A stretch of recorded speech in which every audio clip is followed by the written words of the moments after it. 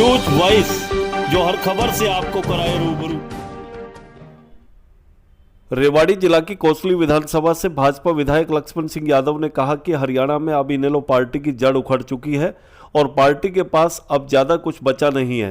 ऐसे में परिवर्तन यात्रा करके इनेलो पार्टी को अब कुछ हासिल होने वाला नहीं है।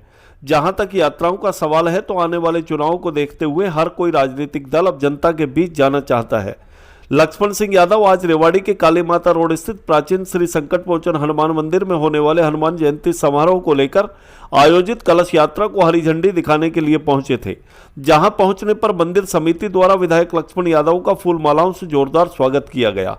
भव्य कलश यात्रा देख गदगद लक्ष्मण यादव ने कार्यक्रम के आयोजकों को बधाई दी और कहा कि भारतवर्ष आध्यात्मिक शक्तियों वाला देश है और मंदिरों में जाने से सकारात्मक ऊर्जा मिलती है।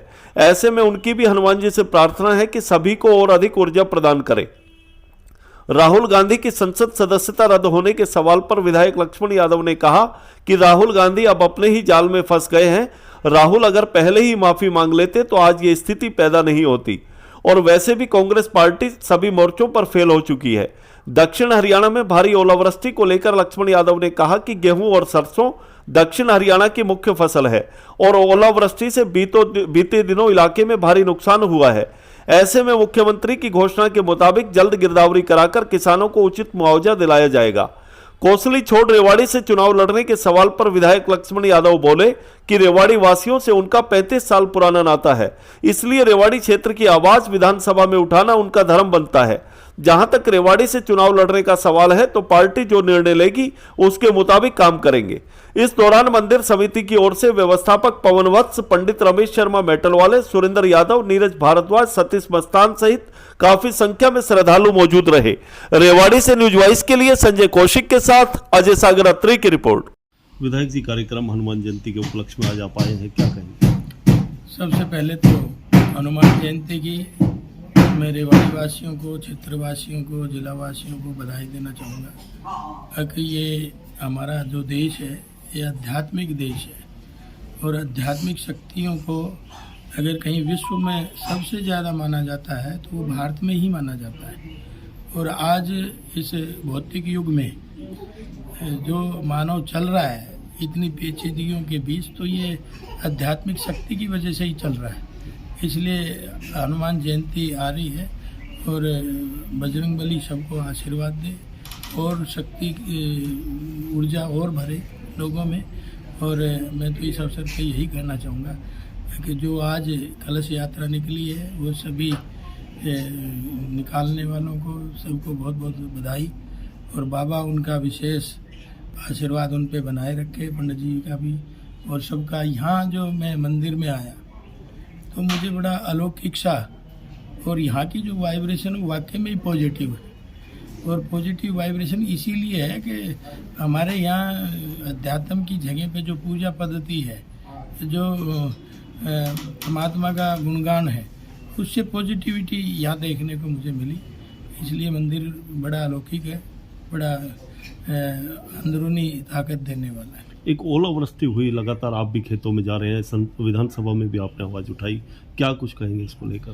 काफी नुकसान। कल मैं 15 गाँव में गया था जहाँ जहाँ मुख्य रूप से ज़्यादा हो रही थी और आज भी मैं जा रहा हूँ, लेकिन कल सारा प्रशासन साथ था और मैंने विधानसभा में जब आवाज़ उठाई थी, बारिश उस समय चल रही थी, तो मैंने कहा था मेरी सरकार से ही निवेदन करा था कि अब किसान, क्योंकि हमारे यहाँ का तो दक्षिणी हरियाणा की मुख्य फसल है और वो अब इतनी ज़्यादा नुकसान इस बार पहली बार मैं देख रहा हूँ और हमेशा सरकार ने साथ किसानों का दिया है।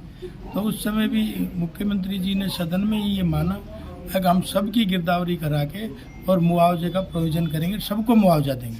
परिवर्तन यात्राओं का दौर चल पड़ा है, विधानसभा चुनाव भी 1 साल का वक्त बचा है और इनेलो लगातार 6 दिन से यात्रा कर रही है रेवाड़ी जिले में। आज आपके हल्के में है कोसली में। देखिए, इनेलो का कोई बहुत ज़्यादा कुछ लेना देना हरियाणा प्रदेश में नहीं है और चुनाव आता है तो बारिश आती है तो सभी लोग, आपको पता है, बाहर निकल के आते हैं। तो ये तो वर्ष ही चुनाव का है अगला आने वाला, तो इसमें सभी पॉलिटिकल पार्टियां लोगों के बीच में जाएंगी क्योंकि आशीर्वाद तो आखिर जनता जनार्दन का ही लेना है। यात्रा के माध्यम से कहीं इनेलो पकड़ बना पाएगी जनता में, क्या कुछ लगता नहीं, है? मुझे नहीं लगता कि इनेलो अब जड़ पकड़ पाएगी, क्योंकि आपको पता है कि जब हम बच्चे थे छोटे छोटे और जब हम पेड़ पौधे लगाते थे और पेड़ पौधे जब लगाते थे तो एक दूसरे बच्चा ये कहता था इसकी जड़ नहीं दिख जानी चाहिए, अगर इसकी जड़ दिखी तो ये लगेगा नहीं। तो अब इनेलो की तो जड़ लोगों ने देख ही ली, अब कहाँ लगने वाला। राहुल गांधी का एपिसोड जिस तरीके से हुआ संसद की सदस्यता, देखिए राहुल गांधी अपने ही उसमें फंस गया, क्योंकि आप देखेंगे कि पहले भी माफ़ी मांग लेता, पहले भी मांगी है, ऐसा थोड़ी है कि ये पहली बार हो रहा है। माफ़ी मांगी है तो कोर्ट भी माफ़ कर देता है, जिनके खिलाफ कहा है वो भी माफ़ कर देते हैं। तो एक तो पहली बार उन्होंने माफ़ी मांगनी चाहिए, और एक मैं ये समझता हूँ कि कानून से बड़ा और संविधान से बड़ा कोई नहीं है। और तीसरा मैं ये कह सकता हूँ कि जब ये कानून बन रहा था 3 महीने की ढील का, तब इसी ने तो जनता के सामने फाड़ा था वो कानून, मनमोहन सिंह तो लेके आए थे। इसलिए जो भी जिस पे भी सजा याफ्ता है वो 1 घंटे के लिए भी उस सदन में नहीं जा सकते, और फिर लंबी कोर्टों में अभी हैं, वहाँ जाने का अवसर है। अगर कोर्ट समझेगी, कानून समझेगा तो वैसा निर्णय लेगा। लेकिन क्या है कि मैं जो समझ पा रहा हूँ कि इनकी जो यात्राएं थी, जो भारत जोड़ो यात्रा थी, वो भी फेल होगी, आज हाथ से हाथ जोड़ रही यात्रा भी फेल होगी। और पहली बार उन्होंने माफ़ी मांगी थी तो आखिरी हथकंडा इनके पास यही था कि पब्लिक में हम कैसे संपत्ति गेन करें। तो वो आज पब्लिक ने देख लिया कि किस तरह से जो इस देश के कानून को नहीं मानता, मैं तो समझता हूँ वो नेता बनने लायक ही नहीं है। एक अजय चौटाला ने कहा है कि जेजेपी बीजेपी के साथ मिलकर चुनाव लड़ेगी। ये तो हमारे शीर्ष नेतृत्व फैसला करेगा।